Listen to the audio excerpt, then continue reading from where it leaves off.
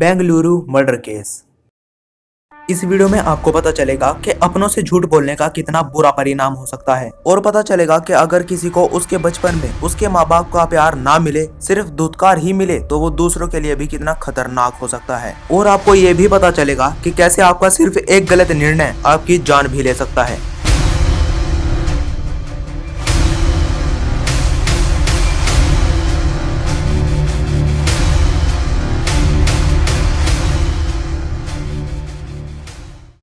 तो हेलो दोस्तों, कैसे हो आप सभी लोग। उम्मीद करता हूं कि आप सभी अच्छे होंगे।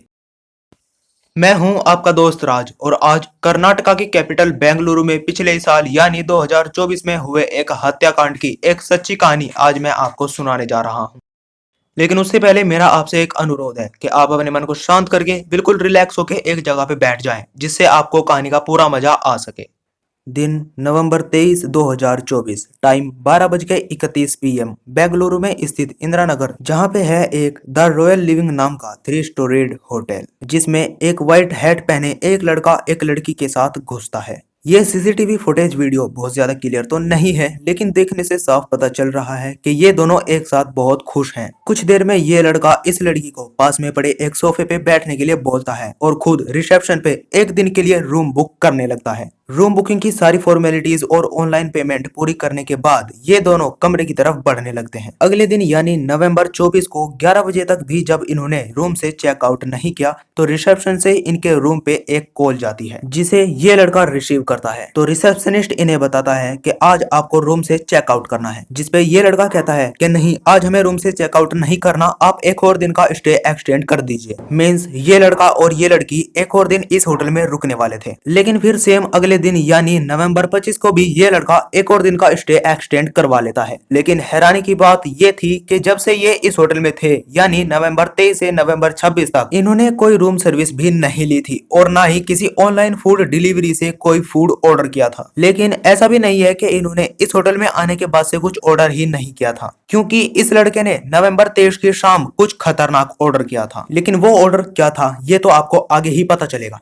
अब नवंबर 26 यानी जिस दिन इन्हें होटल से चेकआउट करना था, इस दिन लगभग सुबह 8:19 पे ये लड़का बिना किसी लगेज के सिर्फ फोन चलाते हुए होटल से बाहर निकलता है। लेकिन ये लड़का बिना किसी लगेज के था, इसीलिए होटल स्टाफ ने इस पे ज्यादा ध्यान नहीं दिया। लेकिन जब ये लड़का अगले 4 घंटे तक भी होटल वापस नहीं आया और किसी ने 12 बजे तक भी होटल से चेकआउट नहीं किया तो रिसेप्शनिस्ट ने इनके रूम पे कॉल किया, लेकिन कॉल किसी ने रिसीव नहीं किया। तो फिर रिसेप्शनिस्ट ने फिर से इस लड़के के पर्सनल मोबाइल नंबर पे कॉल किया, लेकिन इसका मोबाइल स्विच ऑफ आ रहा था। अब यहाँ पे कुछ गड़बड़ थी, तो होटल स्टाफ का ही एक लड़का इनके रूम पे गया। इनके रूम के बाहर जाके डोर नॉक किया, लेकिन किसी ने दरवाजा नहीं खोला। उसके बाद उसने सोचा कि क्यों ना मैं अपनी मास्टर की से डोर अनलॉक कर लूं, लेकिन जैसे ही उसने डोर हैंडल को टच किया तो उसे पता चला कि डोर पहले से ही अनलॉक्ड है। अब उस लड़के को कुछ बड़ी गड़बड़ लगी, तो उसने रूम के अंदर जैसे ही अपना एक पांव रखा वो तुरंत पीछे हो गया, क्योंकि रूम के अंदर से उसे बहुत बुरी बदबू आ रही थी। लेकिन जैसे तैसे वो रूम के अंदर जाता है तो वो देखता है कि बेड पे उस माया गोगोई का नाम की लड़की की लाश पड़ी हुई है और बेड पूरा खून से सना हुआ है और बेड पर ही एक मोबाइल फोन भी पड़ा हुआ है और बेड के नीचे एक नायलॉन की पीले रंग की रस्सी भी पड़ी हुई थी। बस अब क्या था, अब वो लड़का भाग के नीचे गया और बाकी सभी को भी ये बात बताई और यहाँ से सीधी कॉल गई पुलिस के पास और कुछ ही देर में वहाँ पे पुलिस के अलावा फोरेंसिक टीम और मीडिया भी आ गई। होटल स्टाफ ने पुलिस वालों को बताया कि इस लड़की के साथ एक अरब होनोई नाम का लड़का भी था, जो अब होटल से फरार था। फटाफट पुलिस ने माया गोगोईडिका की डेड बॉडी को पोस्टमार्टम के लिए भेज दिया और आसपास के सभी सीसीटीवी कैमरास चेक करने लगी।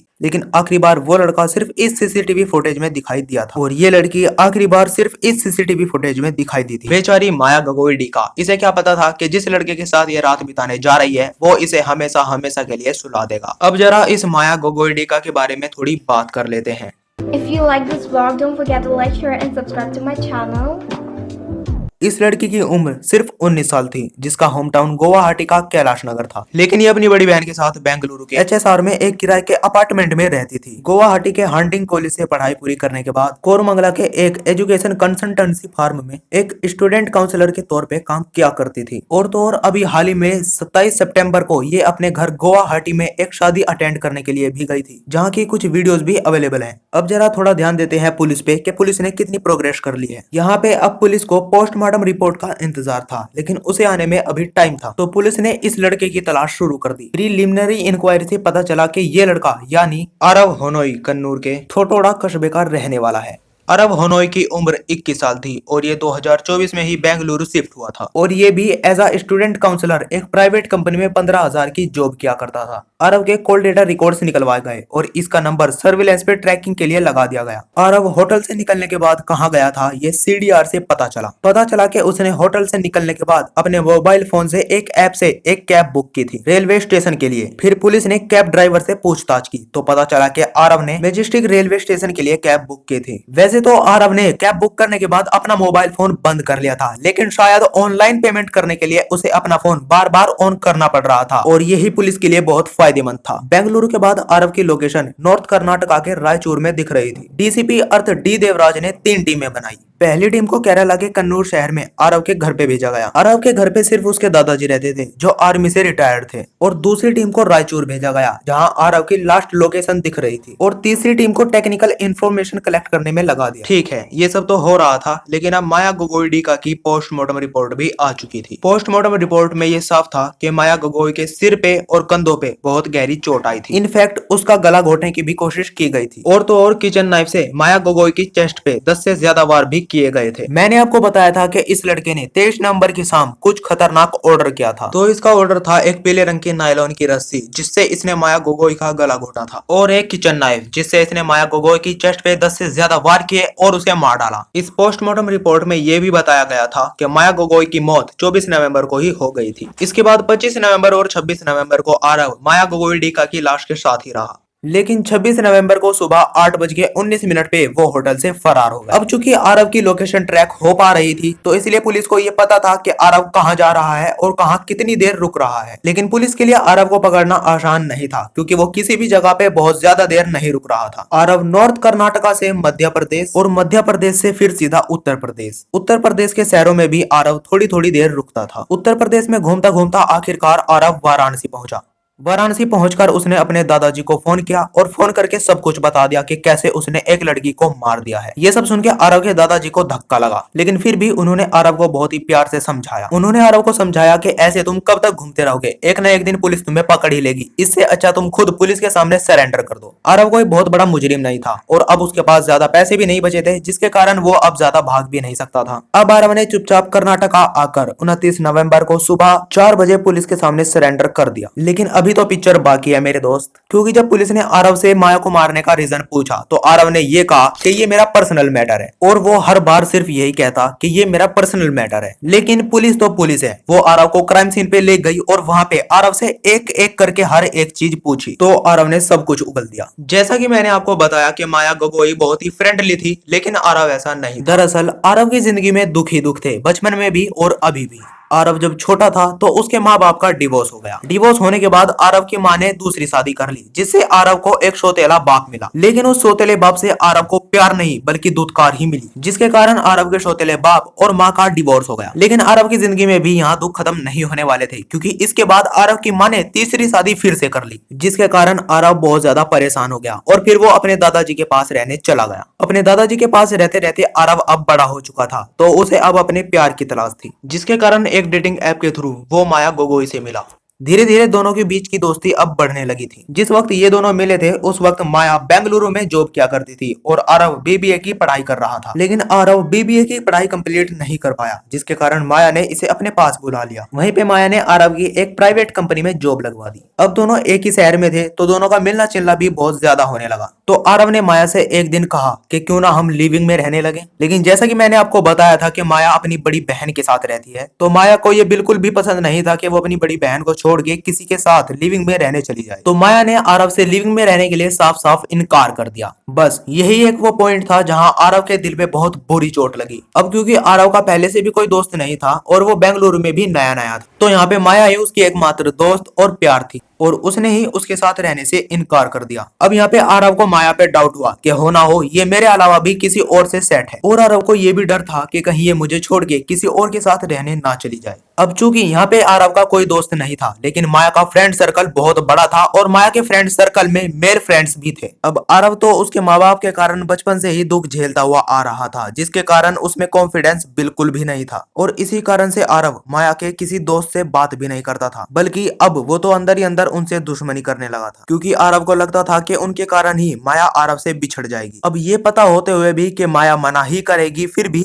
आरव ने माया से एक दिन के लिए लिविंग में रहने के लिए कहा। अब पहले तो माया ने मना कर दिया, लेकिन जब आरव अपनी जिद पे अड़ा रहा और बार बार रिक्वेस्ट करता ही रहा तो माया मान गई, और बस यही माया का एक गलत निर्णय था। उसने सोचा कि सिर्फ एक दिन में तो क्या ही हो जाएगा, चलो रह लेते हैं। और तो और माया ने यहाँ पे अपनी बड़ी बहन से भी झूठ बोल दिया। उसने अपनी बड़ी बहन से कहा कि वो जहाँ पे काम करती है वहाँ पे एक पार्टी है, जिसके कारण वो रात को घर नहीं आ पाएगी, और अगर आए तो शायद वो लेट हो जाएगी। और बस 23 नवंबर को दोनों होटल में गए और वहां पे ये सब हो गया। बट आरव ने पुलिस को यह भी बताया था कि माया को मारने का उसका कोई प्लान नहीं था, और शायद वो सच बोल रहा था, क्योंकि अगर ये एक साजिश के तहत किया गया मर्डर होता तो आरव होटल के रिसेप्शन पे अपनी पर्सनल जानकारी सही फिल ना करता। आरव ने बताया कि क्योंकि वो माया को बहुत ज्यादा पसंद करता था, इसीलिए उसे डर था कि कहीं माया उसे छोड़ के किसी और के साथ रहने ना चली जाए, और यही वो एक कारण था जिसके कारण आरव माया को फोन कम यूज करने की सलाह भी दिया करता था, क्योंकि आरव को लगता था कि माया फोन पे किसी और से चैटिंग करती है। और जिस दिन दोनों होटल के रिसेप्शन पे रूम बुक कर रहे थे, उस दिन माया सोफे पे बैठी हुई फोन पे चैटिंग ही कर रही थी। फोन कम यूज करने वाली बात से माया को गुस्सा आ गया और वो आरव पे चिल्लाने लगी। कुछ ही देर में मुंह से निकलने वाली तू तू मैं हाथों से होने वाली हाथापाई तक पहुंच गई। अब क्योंकि आरव बचपन से ही अपना दिमागी संतुलन थोड़ा थोड़ा खो चुका था, इसी कारण वो अपने गुस्से पे भी कंट्रोल नहीं कर पाया, और उसने 23 नवंबर की शाम चाकू और रस्सी ऑर्डर किया और फिर 24 नवंबर को ही माया को मार डाला। लेकिन अपने बयान में आरव ने यह भी बताया कि माया को मारने के बाद उसे बहुत ही गिल्टी फील होने लगा था, जिसके कारण उस पीले रंग की नायलॉन की रस्सी से उसने खुद को भी मारने की कोशिश की,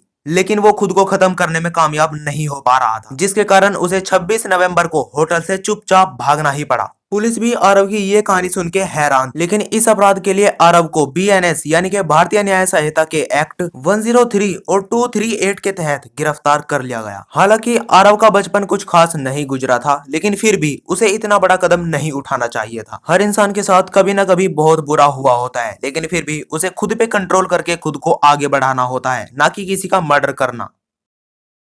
तो ये थी आज की हमारी कहानी। मैं उम्मीद करता हूँ कि ये आपको बहुत अच्छी लगी होगी। अगर आपको ये पसंद आई है तो आप इस वीडियो को एक लाइक जरूर करना और चैनल को भी सब्सक्राइब जरूर करना। वीडियो को लाइक और चैनल को सब्सक्राइब करने के साथ साथ आप इस वीडियो को अपने दोस्तों में शेयर भी कर सकते हो। इससे होगा ये कि आपके छोटे भाई यानी मेरा मनोबल बढ़ेगा, और मैं चाहता हूँ कि आप इस वीडियो पे अपना नाम जरूर कमेंट करके जाएं, और ये भी कमेंट करके जाएं कि आप हैं कहाँ से। आज मैं आपसे यहीं पे विदा लेना चाहूंगा और चाहूंगा कि आप अपनी जिंदगी में हमेशा आगे बढ़ते रहें और खुश रहें। Thanks for watching.